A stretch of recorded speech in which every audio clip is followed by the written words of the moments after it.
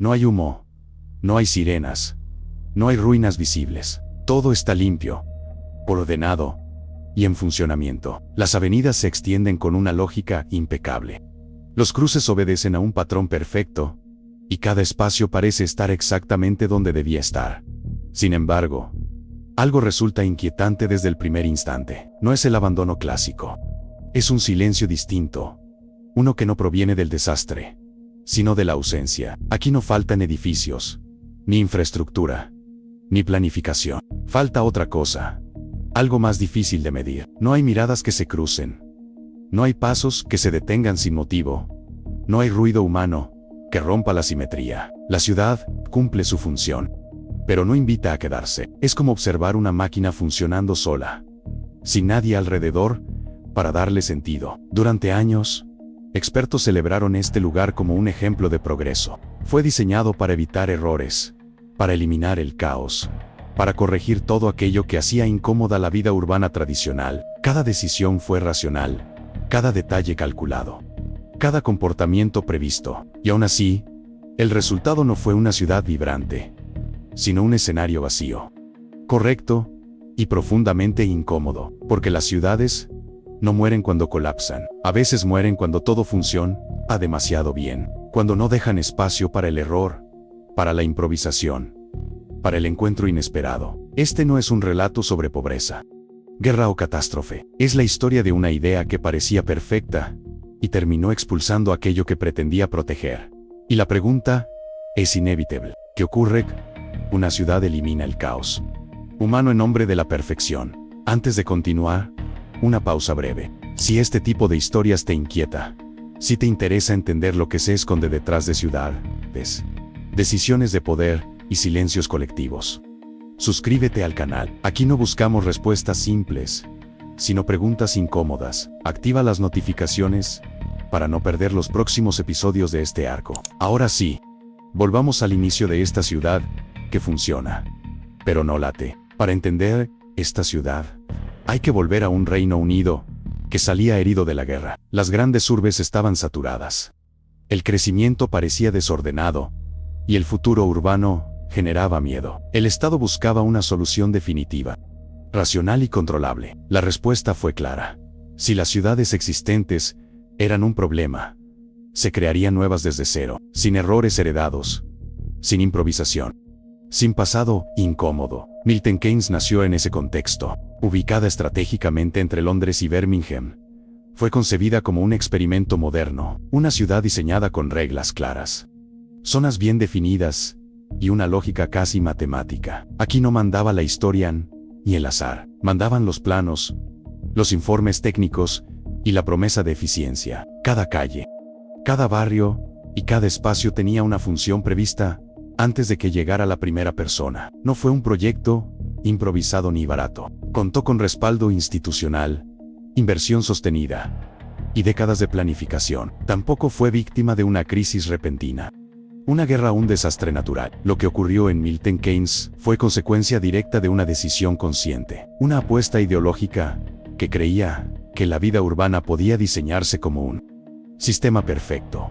Para entender que salió mal, primero hay que comprender por qué tantos creyeron que esta idea no podía fallar. El proyecto de Milton Keynes no nació de la ambición, sino del miedo. Miedo al crecimiento descontrolado, al tráfico imposible, a los barrios densos y caóticos que parecían devorar a las ciudades británicas de posguerra. Para los planificadores, el problema no era social ni cultural, era técnico, y como todo problema técnico, debía resolverse con diseño, cálculo y orden. Si el caos era el enemigo, la geometría sería la respuesta. Durante las décadas posteriores a la guerra, el Reino Unido enfrentaba una presión urbana creciente. Londres se expandía sin freno.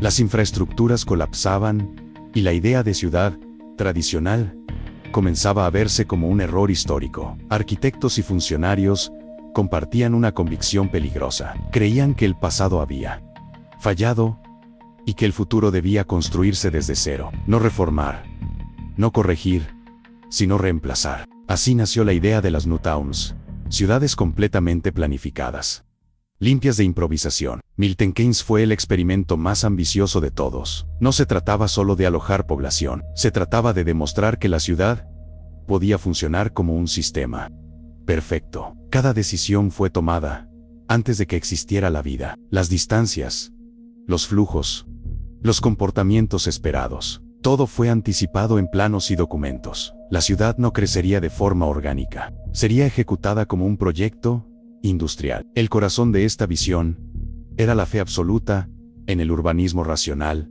calles amplias, cuadrículas precisas y una separación estricta de funciones. Vivir en un lugar, trabajar en otro, consumir en un tercero. Nada quedaría al azar. El desorden, ese elemento imprevisible de las ciudades históricas, debía ser eliminado. Para los diseñadores, el error humano era el verdadero problema urbano, y Milton Keynes sería la solución definitiva. Esta lógica transformó la ciudad en un objeto técnico. No se pensó como un organismo vivo, sino como una máquina eficiente. Una máquina diseñada para minimizar fricciones, evitar conflictos y garantizar fluidez. El tráfico tendría su espacio, los peatones el suyo, y las actividades nunca se mezclarían de forma incómoda. Todo parecía sensato, todo parecía correcto, demasiado correcto. El sueño de la ciudad perfecta se alimentaba de estadísticas, proyecciones y modelos, no de recuerdos, ni de historias, ni de hábitos cotidianos. Los planificadores confiaban en que,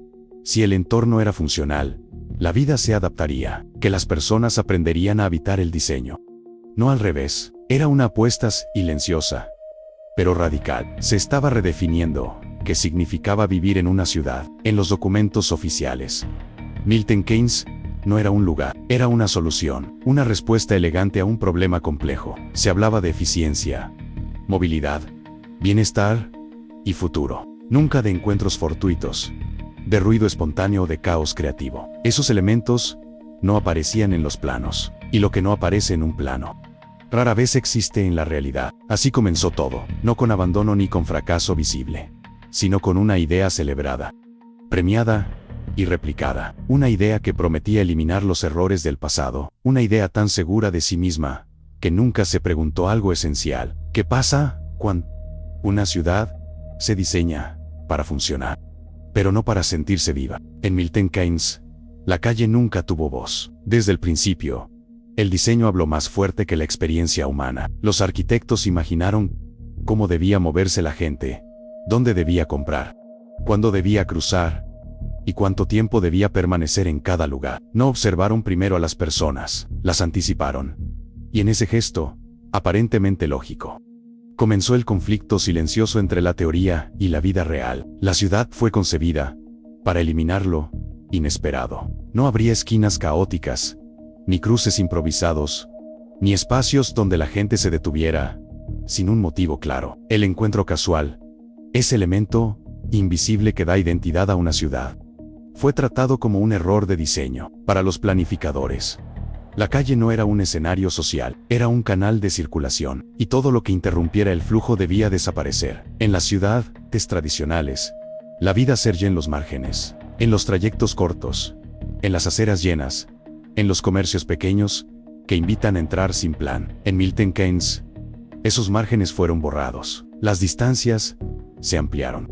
Los usos se separaron, y los recorridos se volvieron previsibles. El peatón dejó de ser protagonista, pasó a ser una excepción cuidadosamente controlada. La teoría urbanística asumía que el comportamiento humano podía corregirse con diseño. Si las personas no caminaban, se les darían mejores carreteras. Si no se encontraban, se les asignarían espacios específicos para hacerlo. Todo estaba previsto, menos la resistencia natural de la vida cotidiana, porque las personas no habitan ciudad, es como se habita un manual. Las viven, las contradicen, las desordenan. El error no fue técnico, sino conceptual. Se creyó que el improviso era un fallo y no una necesidad, que el error debía eliminarse y no integrarse. En ese proceso, la ciudad perdió fricción, pero también perdió calor. Sin fricción no hay conflicto, pero tampoco hay historia. Sin conflicto, no hay relato. Y sin relato, una ciudad se vuelve invisible para quienes la habitan. Las calles amplias y ordenadas funcionaban. El tráfico fluía. Los tiempos se cumplían.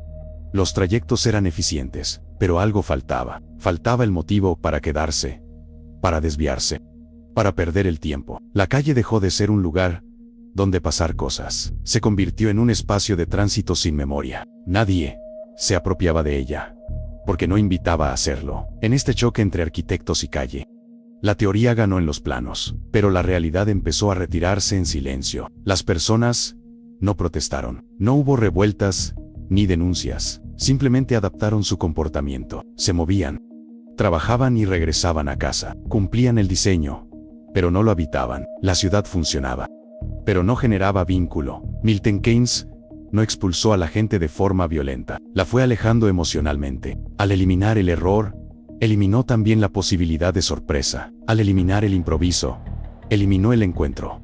Y al eliminar el encuentro, eliminó una de las razones fundamentales por las que las ciudades existen. La calle dejó de ser un espacio humano y pasó a ser un concepto ejecutado. Este conflicto no fue evidente al principio. Se manifestó lentamente, como una incomodidad difícil de nombrar, algo que no aparecía en los informes ni en las estadísticas, pero que se sentía al caminar, al mirar alrededor, al no encontrar razones para detenerse. La teoría había vencido a la calle, y con ello, la ciudad comenzó a perder aquello que nunca supo medir, la vida espontánea, que no puede diseñarse. En Milton Keynes, el coche no fue una opción, fue la base del diseño. La ciudad se pensó desde el volante, no desde los pies. Las avenidas anchas, las rotondas interminables y las cuadrículas perfectas no buscaban crear encuentros, buscaban velocidad, fluidez y control. El resultado fue una ciudad que se recorre con facilidad, pero que rara vez se vive a baja velocidad. Las distancias no surgieron de la geografía, sino del plan. Entre una vivienda y una tienda no había unas pocas calles, sino kilómetros cuidadosamente calculados. Ir caminando dejó de ser un gesto cotidiano, se volvió una excepción. La vida diaria empezó a organizarse en trayectos motorizados, aislados y silenciosos. Cada persona dentro de su vehículo, cada rutina encapsulada, cada recorrido sin contacto humano. El automóvil prometía libertad, pero introdujo una forma sutil de separación. Al moverse siempre en coche, la ciudad dejó de sentirse continua. Se fragmentó en puntos desconectados, el trabajo en un lado, el ocio en otro, la casa en otro distinto. No había transición entre ellos, solo desplazamientos.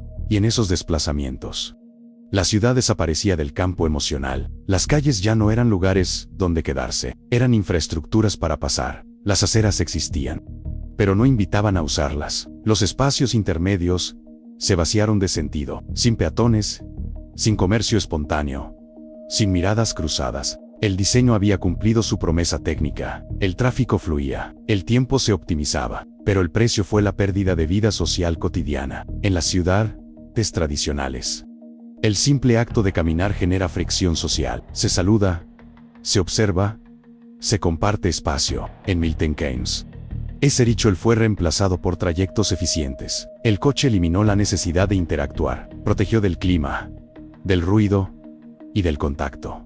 Y al hacerlo, también protegió de la ciudad misma. La experiencia urbana se volvió privada, aislada y repetitiva. Este modelo no falló de inmediato. Funcionó exactamente como se había previsto. Y ese fue el problema. Al depender del automóvil, la ciudad se volvió inhóspita para todo lo que no encajara en esa lógica. Niños, ancianos, personas sin coche. La ciudad ya no los recibía de forma natural. Les exigía adaptarse o quedarse al margen. La planificación había elegido un usuario principal y había dejado al resto en segundo plano. Con el tiempo, la vida social se desplazó hacia espacios cerrados y controlados, centros comerciales, estacionamientos, interiores climatizados, lugares donde el encuentro estaba permitido, pero siempre bajo reglas claras. El espacio público abierto perdió relevancia, ya no era necesario. La ciudad podía funcionar sin él, y una ciudad que puede funcionar sin espacio público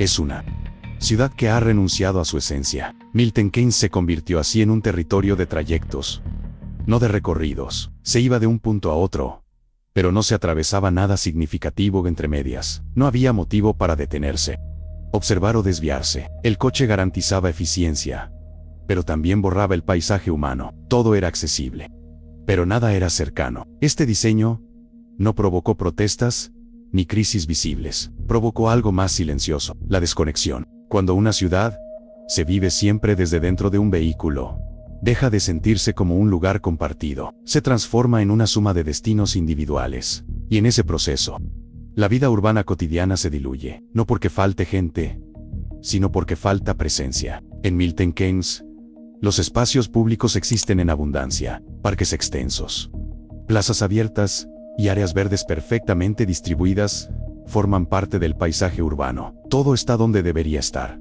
Todo cumple con los criterios del diseño moderno. Y aún así, algo resulta inquietante. Estos lugares, pensados para reunir a las personas, rara vez logran hacerlo. Están ahí, pero no son vividos. Las plazas no nacieron del uso, sino del plano.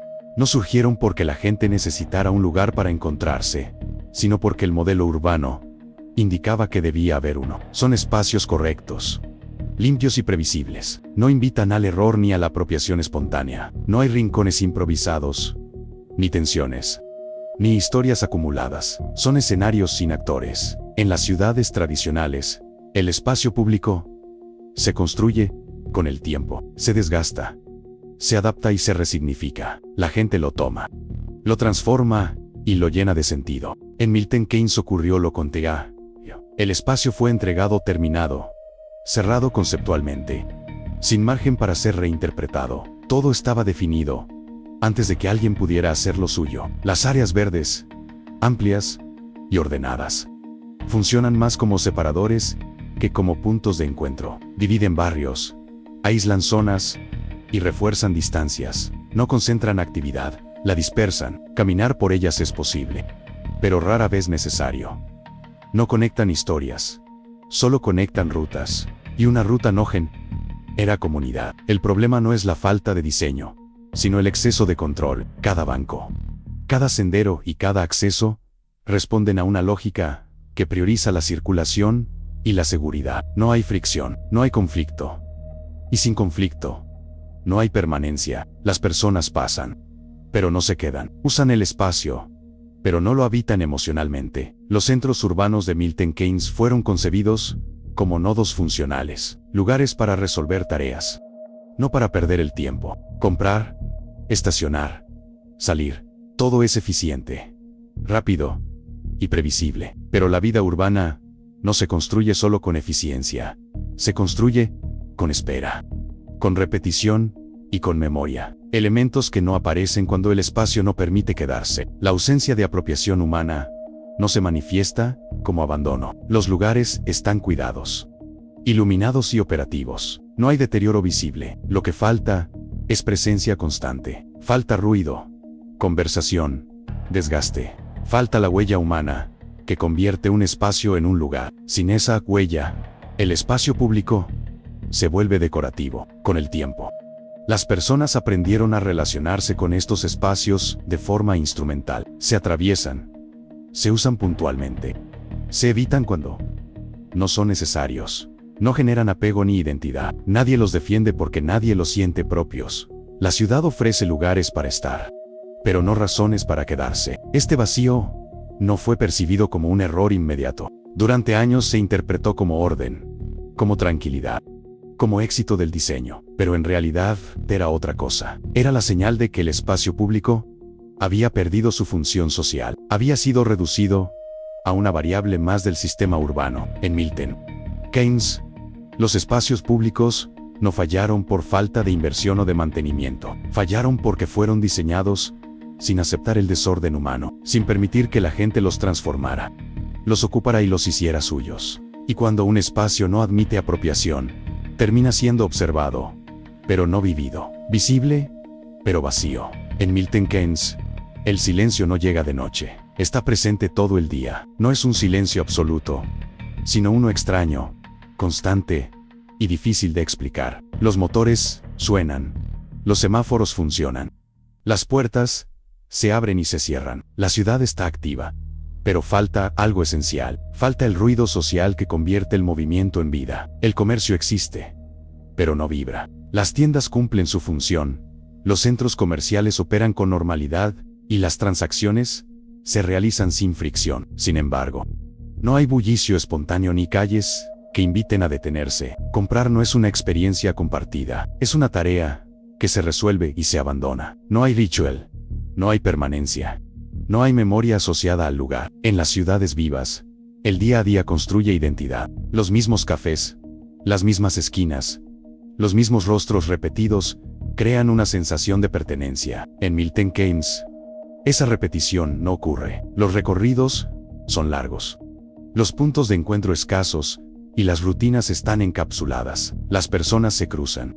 pero no se reconocen. La ciudad no facilita el hábito de verse. El silencio cotidiano también se manifiesta en la ausencia de conversación pública. No hay discusiones en la calle, ni vendedores improvisados, ni músicos que interrumpan el paso. Todo está regulado, permitido o previsto. El espacio no tolera lo inesperado, y sin lo inesperado, la vida urbana pierde su capacidad de sorprender, se vuelve plana, correcta y olvidable. La identidad colectiva nunca termina de formarse. Milton Keynes no acumula capas de historia cotidiana. No hay relatos compartidos que pasen de generación en generación. La ciudad no se cuenta a sí misma. Funciona, pero no se narra.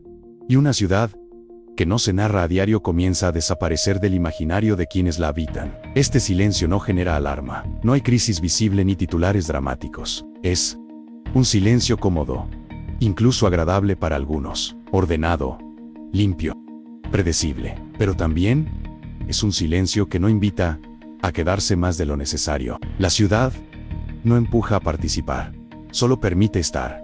Y permitir no es lo mismo que convocar. Con el tiempo, el día a día se vuelve repetitivo. Casa, coche, trabajo, coche, centro comercial, coche, casa. Cada rutina es eficiente. Cada trayecto está optimizado. Pero en esa optimización se pierde algo esencial. La sensación de formar parte de un todo, de contribuir a una identidad compartida. La ciudad no interfiere, pero tampoco acompaña. El silencio cotidiano es el resultado de muchas decisiones pequeñas que parecían correctas. Separar funciones, ampliar distancias, reducir fricción. Ninguna de ellas es un error por sí sola, pero juntas producen un efecto acumulativo. Una ciudad donde nada estorba, pero nada convoca. Donde todo está permitido, pero poco es deseado. Milton Keynes no es una ciudad muerta, es una ciudad anestesiada. Funciona sin dolor, sin conflicto y sin ruido. Y en ese estado, la vida social se reduce a lo mínimo necesario. No desaparece de golpe, se diluye lentamente. El silencio no se impone, se instala. Y cuando se vuelve cotidiano, deja de percibirse como un problema, se acepta como normal. Y ahí es cuando la ciudad comienza a perderse, sin que nadie lo note. En Milton Keynes, no hubo un momento de ruptura. No existió un día en el que la ciudad se vaciara de repente. Nadie huyó. Nadie abandonó en masa.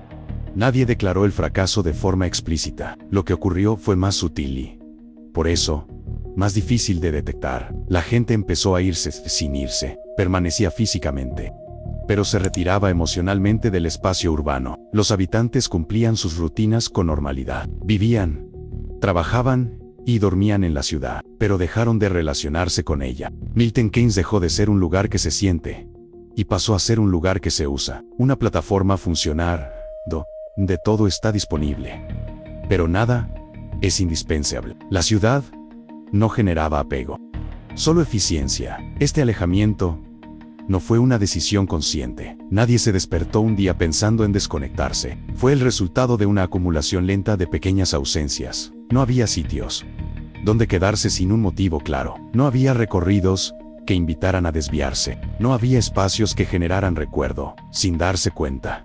Los habitantes comenzaron a vivir de espaldas a la ciudad. Las relaciones sociales también se replegaron. El encuentro casual se volvió raro. La amistad ya no surgía del espacio compartido, sino de agendas privadas. La ciudad dejó de facilitar vínculos. Todo debía planificarse. Nada ocurría por accidente.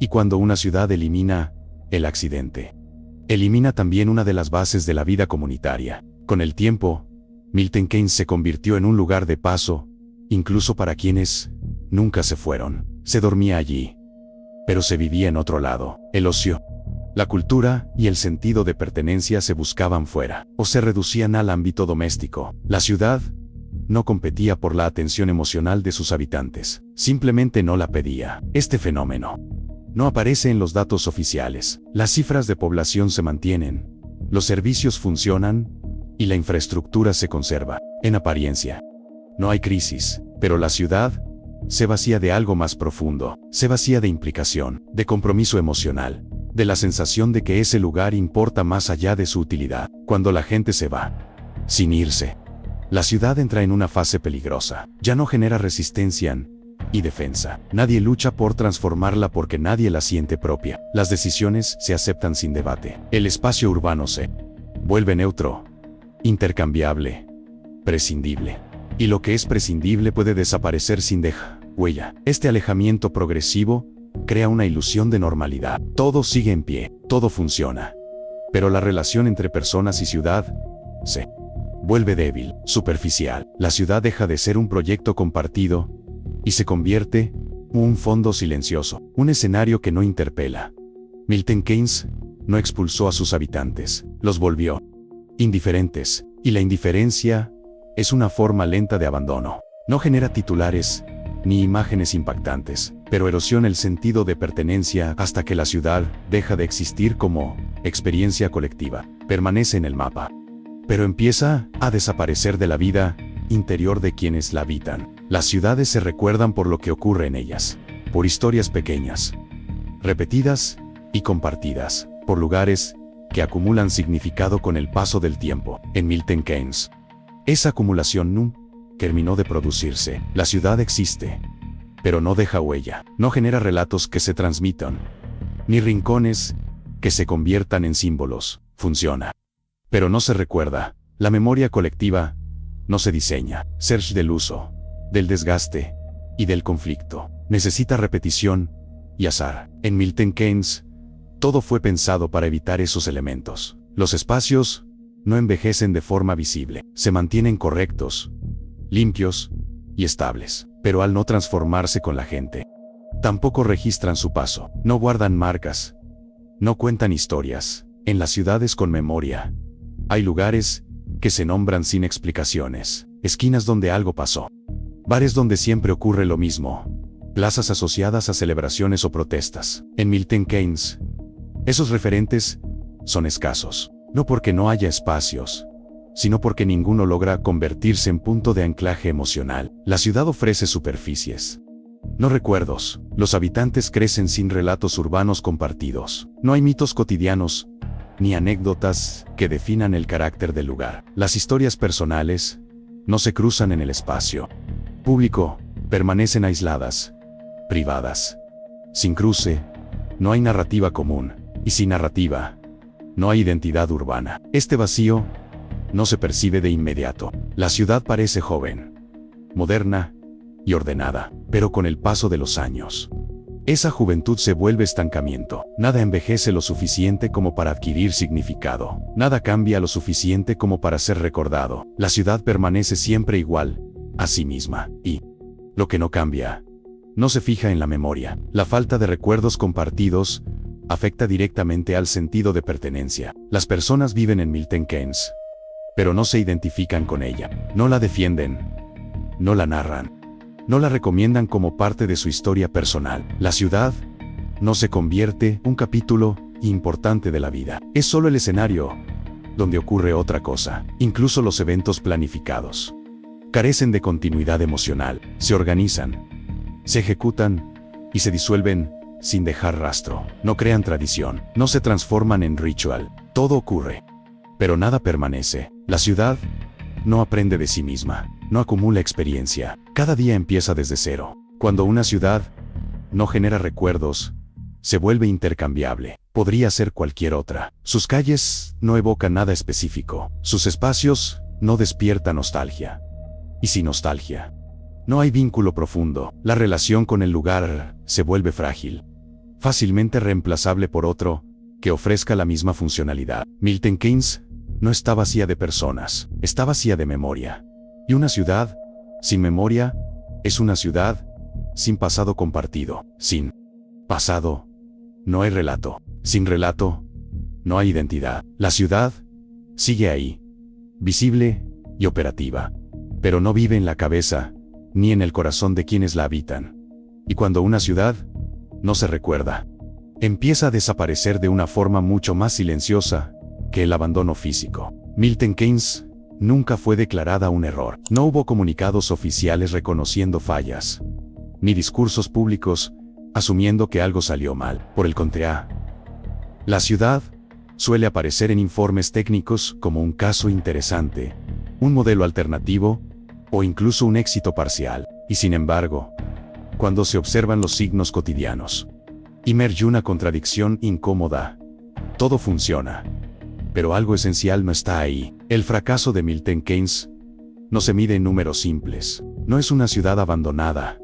No colapsó económicamente ni se convirtió en un gueto urbano. Las infraestructuras siguen operativas.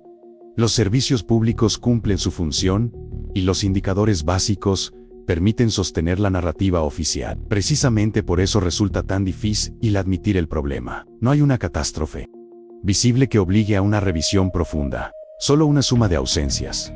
Gobiernos y urbanistas tienden a evaluar ciudades desde una lógica cuantificable. Tráfico fluido, eficiencia energética, crecimiento controlado, orden espacial. Bajo esos parámetros, Milton Keynes puede defenderse, pero estas métricas dejan fuera dimensiones menos tangibles: la vitalidad social, el sentido de pertenencia, la memoria compartida, aspectos que no se miden con facilidad, pero que determinan si una ciudad es vivida o simplemente ocupada. Reconocer el fracaso implicaría aceptar que la planificación técnica no basta, que una ciudad no se crea únicamente con buenas intenciones, diagramas racionales y previsiones de movilidad. Sería admitir que el urbanismo moderno, en su afán de control y optimización, puede producir espacios impecables, al mismo tiempo emocionalmente vacíos. Para muchos expertos, esa conclusión es difícil de asumir porque cuestiona décadas de teoría y práctica. Además,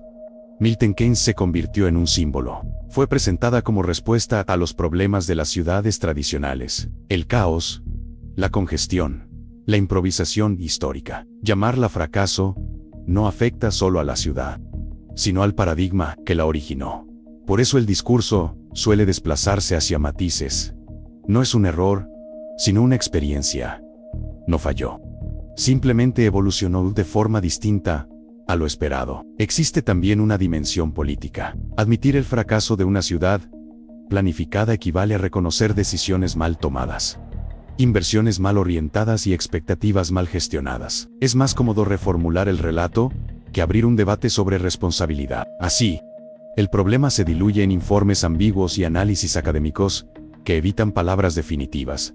Mientras tanto, la vida cotidiana continúa. Las calles siguen limpias, los parques verdes, los edificios en pie, pero la falta de apropiación humana persiste. No hay una narrativa compartida que una a los habitantes, ni una identidad urbana que se sienta propia. Y esa carencia no suele aparecer en balances oficiales. El silencio institucional contrasta con la experiencia vivida. Muchos residentes no describen la ciudad como un lugar fallido, pero tampoco como un espacio inspirador. La califican como práctica, cómoda, funcional. Adjetivos que refuerzan la idea central.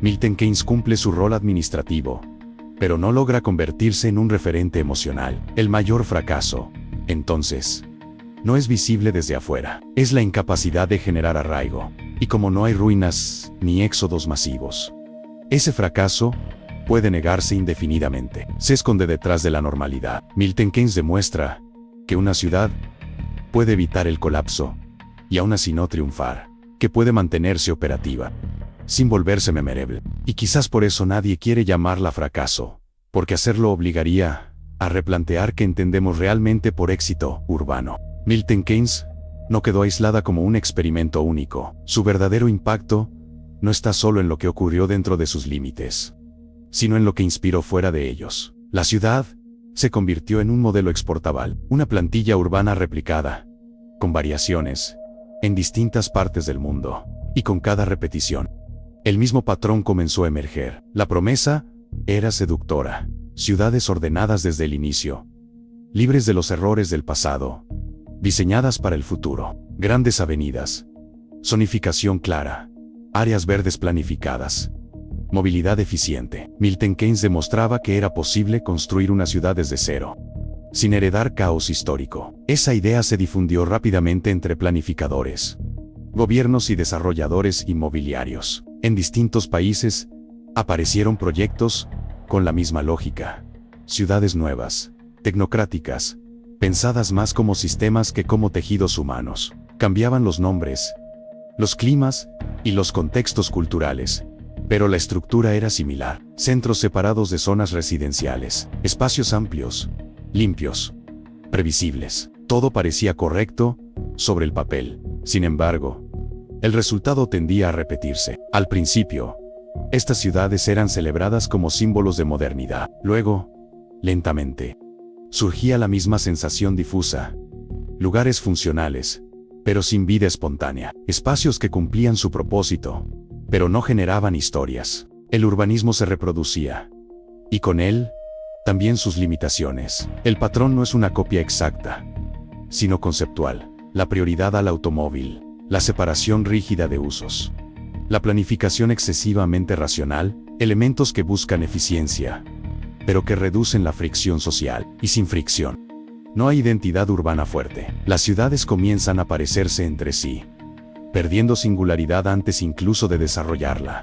Milton Keynes se convirtió así en un precedente silencioso, no como advertencia explícita, sino como ejemplo técnico. Muchos proyectos citaron sus logros logísticos, ignorando sus vacíos emocionales. La experiencia cotidiana de los habitantes quedó relegada frente a indicadores de crecimiento y orden. Este patrón se repite porque es cómodo, ofrece control, previsibilidad y resultados rápidos. Permite vender la idea de progreso, sin enfrentar la complejidad del comportamiento humano. Pero también reproduce la misma fragilidad. Ciudades que funcionan sin sentirse vivas. Con el tiempo, estas urbes enfrentan problemas similares. Falta de apropiación del espacio público, dependencia extrema del transporte privado, centros urbanos que no se convierten en puntos de encuentro reales, y, sobre todo, una dificultad para construir memoria colectiva. Son ciudades nuevas que envejecen sin acumular relatos. El caso de Milton Keynes muestra que el problema no es local, sino estructural. No se trata de una mala ejecución puntual, sino de una lógica que se repite por lo que responde a una visión específica del mundo. La ciudad como máquina optimizable. Cuando esa visión se exporta, también se exportan sus consecuencias. Lo más inquietante es que el patrón continúa, a pesar de las señales. El modelo sigue vigente. Cada nueva ciudad planificada promete aprender de los errores anteriores, pero rara vez cuestiona el enfoque central. Se ajustan detalles, se añaden conceptos de sostenibilidad o tecnología, pero la base permanece intacta. Milton Keynes no es el final de la historia, sino el comienzo de una serie, una advertencia que no se presenta como tal, un espejo en el que muchas ciudades podrían reconocerse, si se atrevieran a mirar más allá de sus cifras. El patrón se repite, porque aún no se ha aceptado una verdad incómoda, que las ciudades no pueden diseñarse completamente desde arriba. Y mientras esa lección siga sin asumirse, Milton Keynes seguirá multiplicándose, una y otra vez, bajo distintos nombres, en distintos lugares del mundo. Milton Keynes no se derrumbó, no fue arrasada por una guerra, ni vaciada por la pobreza, ni abandonada por falta de oportunidades. Sus calles siguen limpias, sus sistemas siguen funcionando. El experimento no falló por carencia de recursos, sino por una ausencia más difícil de medir. La ciudad olvidó algo esencial, olvidó que los seres humanos no habitan planes, habitan vínculos, y cuando ese factor se elimina, lo que queda puede operar, pero no vivir. La promesa inicial hablaba de orden, progreso y bienestar, un futuro sin caos, una ciudad sin errores, pero al intentar corregir todos los defectos del pasado, también se borraron sus virtudes invisibles, el ruido innecesario, el encuentro imprevisto, la imperfección que genera historias. Milton Keynes desmonta el mito de que la perfección técnica equivale a éxito social. Demuestra que una ciudad puede cumplir todas sus funciones y aún así fracasar en lo más básico, hacer que la gente sienta que pertenece. Lo inquietante no es solo lo que ocurrió allí, sino lo que representa. Milton Keynes no es una anomalía, es un aviso, un recordatorio silencioso de que cuando la planificación se impone sobre la experiencia humana, el resultado puede ser estéril. La ciudad se convierte en un escenario sin actores, en un espacio sin memoria, en un lugar donde nada duele. Pero nada importa. Este caso conecta con una pregunta más amplia. ¿Cuántas ciudades están siguiendo el mismo camino sin notarlo? ¿Cuántos proyectos celebran la eficiencia mientras erosionan el alma colectiva? La historia de Milton Keynes no termina en sus límites geográficos. Forma parte de un patrón mayor, un arco que atraviesa esta serie, la idea peligrosa de que el ser humano puede adaptarse a cualquier diseño. Tal vez la lección final sea esta: la perfección no es el destino de una ciudad, puede ser su punto de quiebre, porque cuando todo está calculado, ya no queda espacio para lo inesperado, y sin lo inesperado, ninguna ciudad logra realmente existir.